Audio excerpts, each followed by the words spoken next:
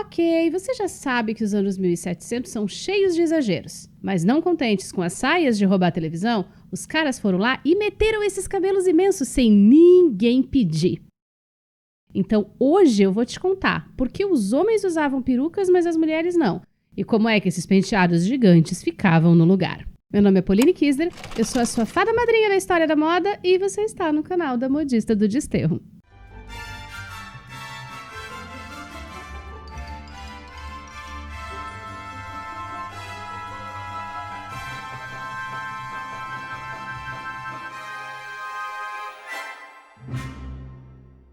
Olá, modisters! Tudo bem com vocês aí desse lado? Se você tropeçou na cauda do vestido, caiu de 4 na frente do rei, não sabia onde enfiar a cara e veio se esconder aqui nesse vídeo, meu amor, seja muito bem-vindo! Nesse canal a gente fala de história da moda, principalmente como as roupas eram feitas e por que elas eram usadas de cada jeito em cada época. E aqui a gente não fala só de roupa de gente rica não, tá? Tem muito conteúdo sobre as roupas das pessoas comuns, gente como a gente. Mas absolutamente nada disso sai das vozes na minha cabeça, meu amor. Tudo aqui é baseado nas pesquisas mais atualizadas feitas nos museus e universidades do mundo todo. E apoiado pelo que está nos documentos originais de cada época. Porque aqui a gente trabalha com pesquisa histórica de verdade, sem sensacionalismo, sem achismo e principalmente sem informação tirada do... A explicação mais básica para a existência desses penteados estranhos e volumosos do século XVIII é uma questão de harmonia e equilíbrio, por mais estranho que isso possa parecer. Mas é uma coisa que a gente consegue observar muito bem através das pinturas desse período, porque quanto mais largas as saias e mais decorações a roupa tinha, maiores os penteados ficavam. E isso realmente atende a uma ideia de equilíbrio, porque ficaria muito desproporcional uma saia do tamanho do mundo com um penteado lambido de clean girl. Não que tivesse qualquer coisa remotamente parecida com esse negócio de clean girl dos dias de hoje, porque a ideia de cara de rica do século XVIII não tinha alfaiataria nem esses tons de bege com cara de vômito de ressaca de amarula. Cara de rico de 1700 era exatamente o contrário de tudo isso. Com roupas coloridas, cheias de rendas, flores, bordados, cabelão no teto, uma maquiagem que nem tentava ser natural. Era sobre chegar causando, sabe? E isso valia para as mulheres, mas para os homens também, porque eles eram praticamente um bando de aves do paraíso afogadas em rendas e bordados florais. E não, eles não eram gays por causa disso, meu amor, na verdade era exatamente o contrário. Esse cara aí é o Luís XIV, que foi rei da França nos anos 1600 e, deu o tom do que seria a moda francesa até 1789. Sim, ele tá de salto, ele tá de renda, ele tá de peruca e ele tá maquiado.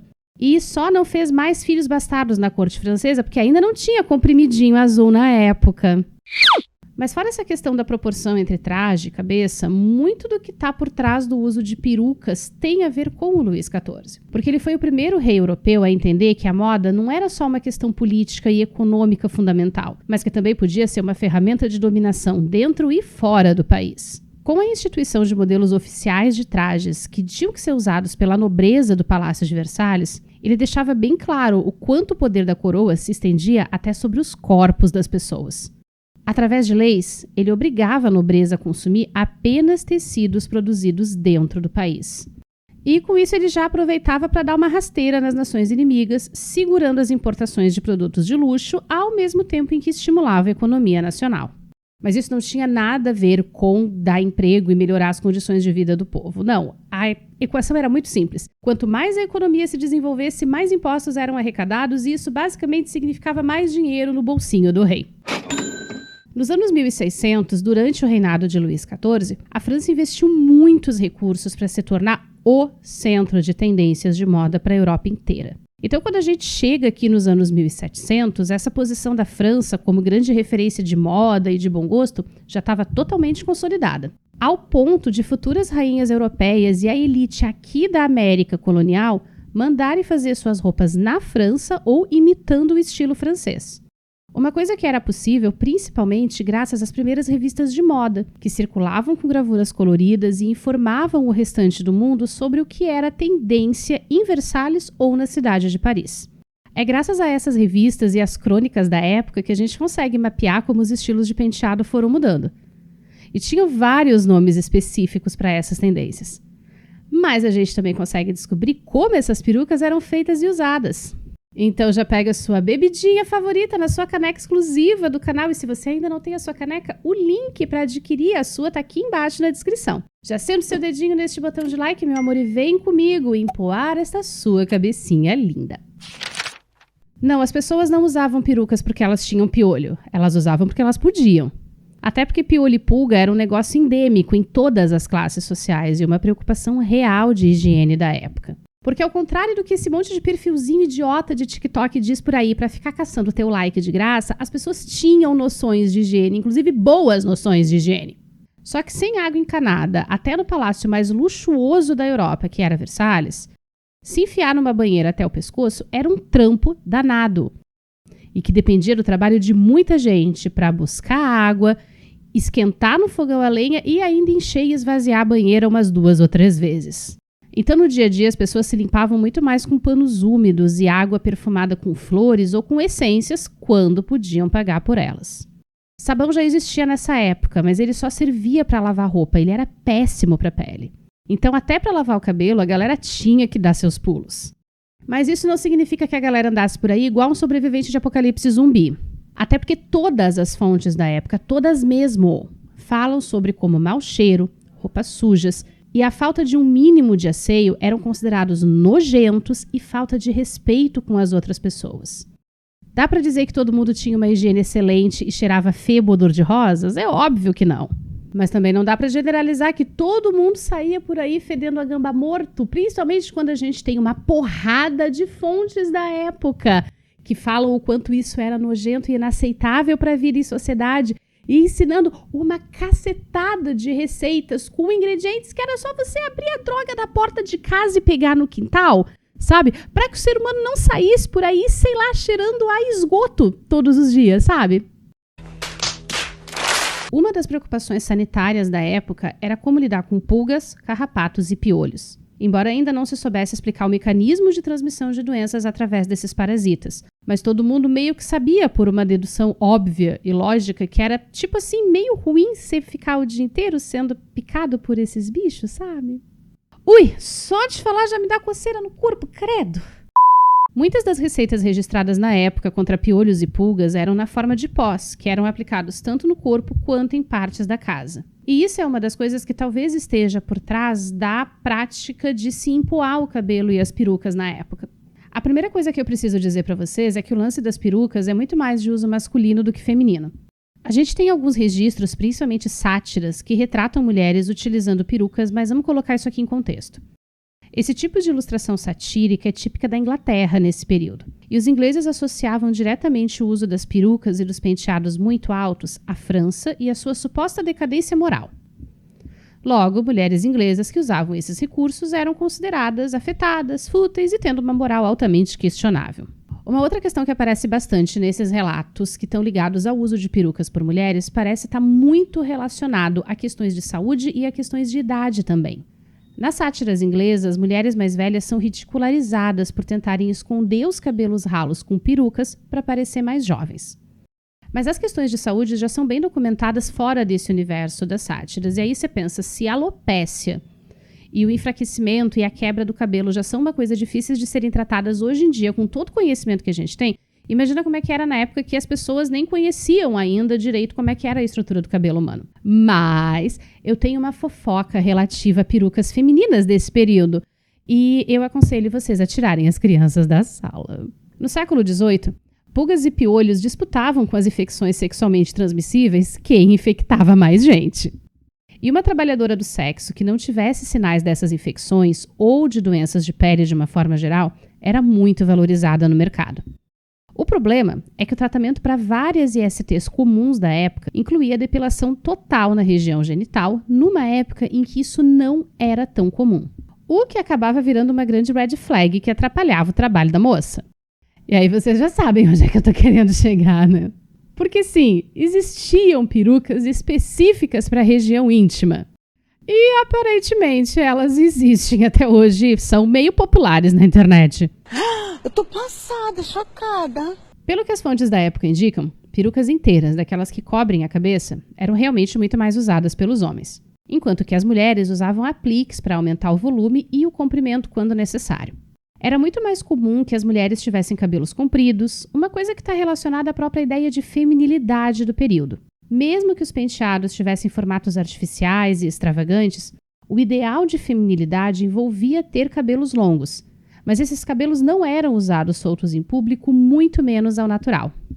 O que leva a gente diretamente ao porquê do uso das perucas e desses penteados super elaborados.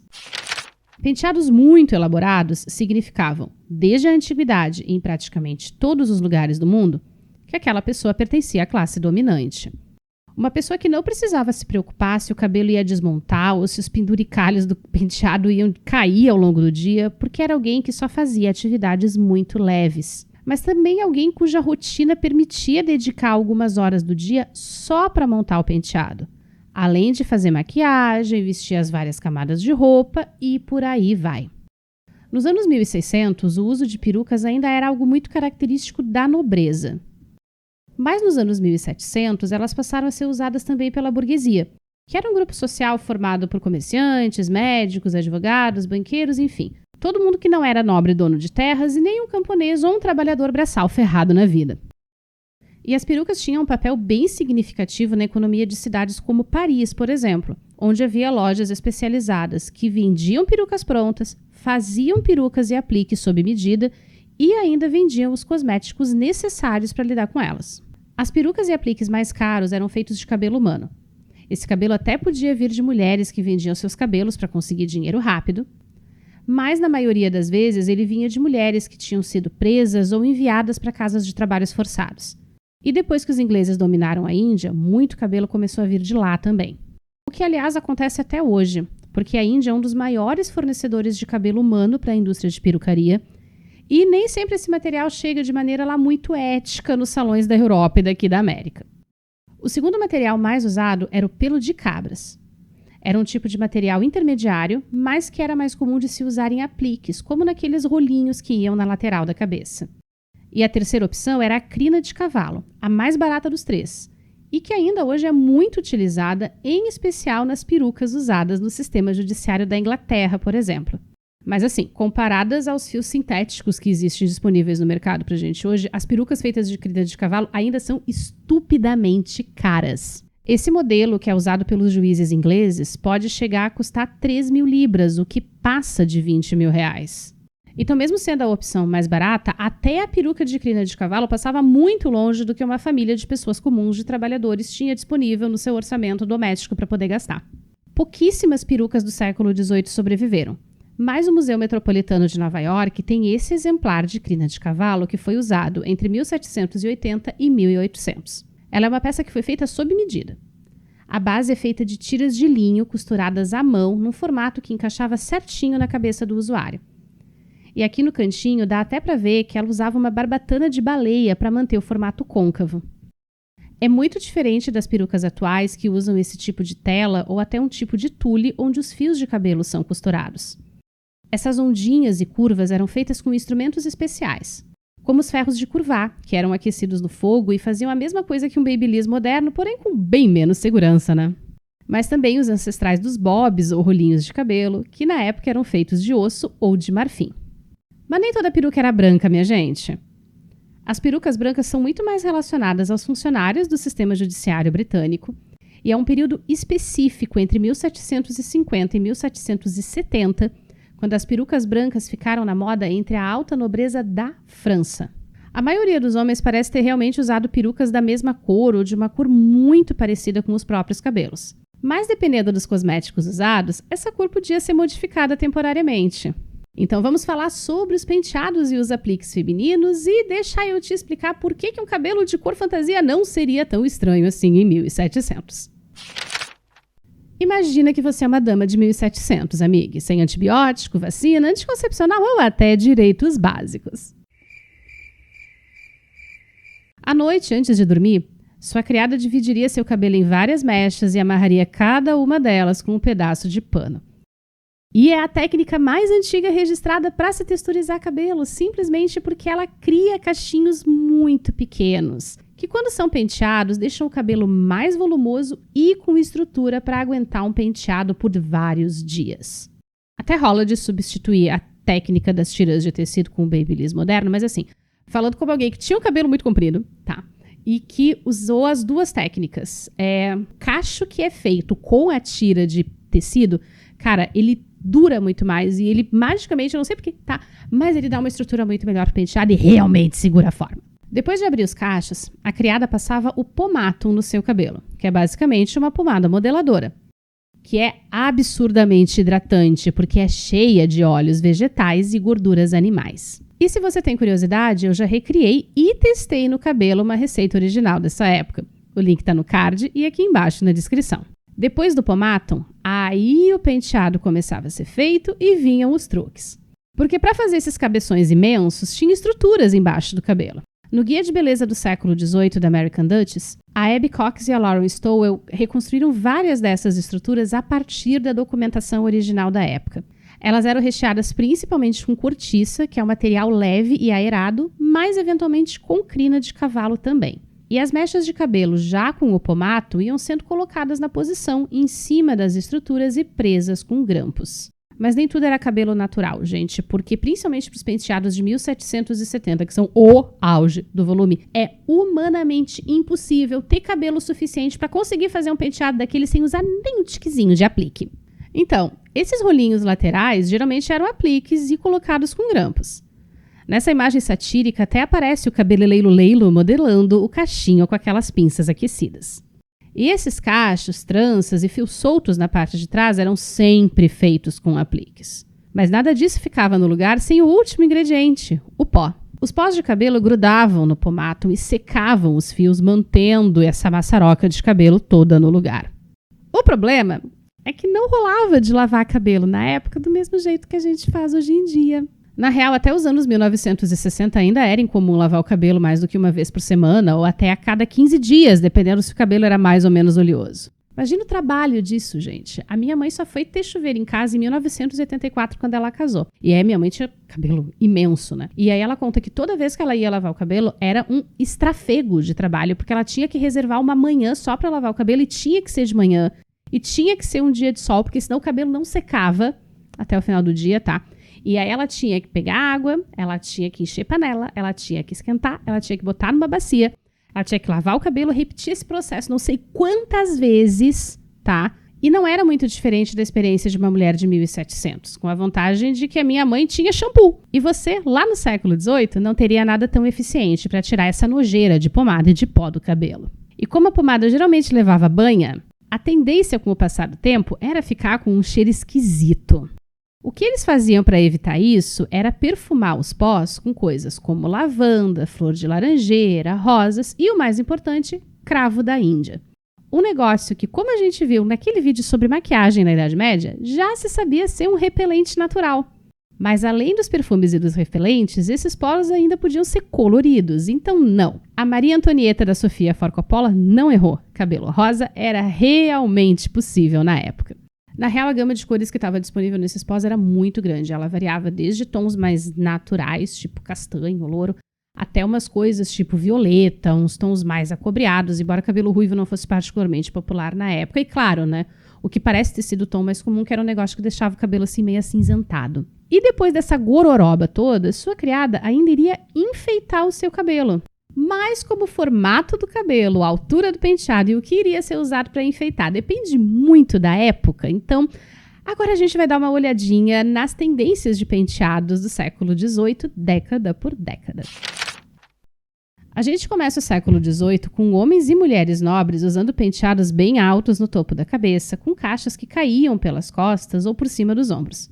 No caso específico dos homens, as perucas eram bem volumosas e cacheadas, praticamente um permanente dos anos 80. Conforme o século foi avançando, esses penteados perderam volume e começaram a ficar mais pegadinhos na cabeça mesmo. Já em 1750, tanto homens quanto mulheres usavam penteados com cachos pequenos e suaves, sem aquele monte de volume na testa. Um dos estilos femininos mais populares dessa época era o tête de mouton, ou cabeça de ovelha, o que faz todo sentido quando você olha os cachinhos. Mas 1760 estava logo ali, com ele o icônico cabeção de ovo dessa época. Sim, a gente chama de cabeção de ovo, porque no meio do estudo de história da moda a gente sempre tem um apelido diferenciado para essas coisas esquisitas de época. A rainha Charlotte da vida real curtia demais esse estilo ovo. E afrontosa que ela só, usava o cabelo bem empurradinho no estilo francês. E as mulheres nobres mais velhas passaram a usar um tocado de renda muito fina, cobrindo parte dos cabelos.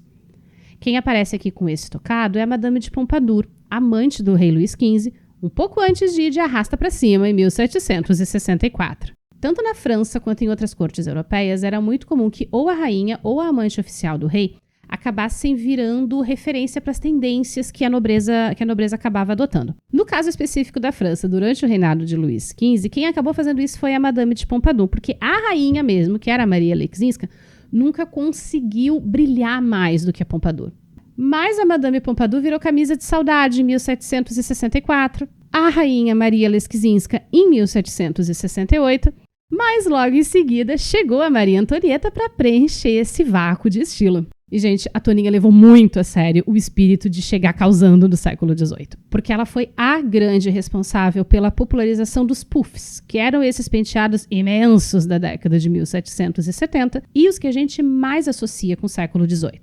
Não bastasse o tamanho dos penteados, ela popularizou penteados temáticos com acessórios meio, digamos, diferenciados, como La Belle Épaule, o famoso penteado do barco, que celebrava a vitória naval dos franceses, aliados dos Estados Unidos, em cima dos britânicos.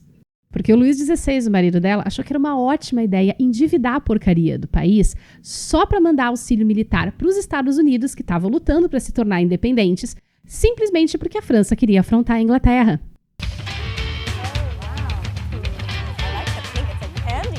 O grande problema desses penteados de 1770 é que eles eram tão complicados de montar e tão cheios de penduricalhos e detalhes que não rolava desfazer para dormir. Então elas dormiam sentadas mesmo, e isso está registrado nas correspondências e está registrado nas crônicas da época. Mas pelo menos em 1780 o negócio deu uma aliviada porque os cabelos começaram a ser usados mais para os lados e para baixo do que para cima. E a gente chama esse estilo carinhosamente de porco-espinho. Um estilo que acabou se tornando muito popular na Inglaterra também, seguindo uma tendência geral dos anos 1780, que era de simplificar os visuais femininos. Pelo menos na França, os penteados super elaborados e o uso de pó foram abandonados com a Revolução Francesa, mas permaneceram em uso em outras partes da Europa e até aqui na América colonial, ainda no começo do século XIX. E falando em Revolução Francesa, eu não posso deixar de mencionar neste vídeo o pixie cut da década de 1790, que era chamado de cheveux à la Titus ou toalete dos condenados, porque supostamente ele surgiu da prática de se cortar os cabelos dos condenados da Revolução para facilitar o trampo da guilhotina. Mas esse é um fenômeno muito francês, ligado só às mulheres muito engajadas politicamente com a Revolução. Não é uma coisa que a gente veria muito fora da França. Toda vez que eu faço uma pesquisa para esses vídeos assim mais densos do canal, eu acabo descobrindo alguma coisa que me deixa absolutamente de queixo caído. Dessa vez foi o fato de que as perucas francesas eram tão procuradas porque os peruqueiros franceses desenvolveram uma técnica para trançar fios de seda junto com os fios de cabelo humano, o que deixava a peruca muito mais sedosa, praticamente um comercial da L'Oréal do século XVIII. E depois de pesquisar tanto sobre como os penteados eram feitos, nasceu, assim, dentro de mim, o desejo de ter uma peruca. Eu preciso fazer uma peruca da época. Eu já fiz uma peruca na minha vida? Não. Isso vai me impedir de gastar dinheiro de maneira totalmente irresponsável para tentar fazer uma peruca do século XVIII e mostrar para vocês? Também não. Aqui tem coragem. Amor, e se você gostou desse vídeo, você se interessa por esse assunto em particular, todas as referências que eu usei na pesquisa estão listadas aqui embaixo na descrição do vídeo. Mas se você for membro ou apoiador, tem acesso direto à minha biblioteca com todo esse material em PDF prontinho. Aliás, esse é o momento de exaltar os membros da House of Modista, os nossos assinantes aqui do YouTube e apoiadores, porque sem eles este canal não existiria. Se você assistiu até aqui, meu bem, muito obrigada. Eu te convido a se inscrever aqui no canal, deixar o seu like, o seu comentário nesse vídeo. Se o botãozinho de hype estiver disponível para você, dá uma clicadinha aí nesse botão de hype para levantar a moral do canal, tá? E eu te convido também a dar uma conferida nesses outros conteúdos de história da moda que a gente já tem por aqui e que eu separei para você com todo carinho.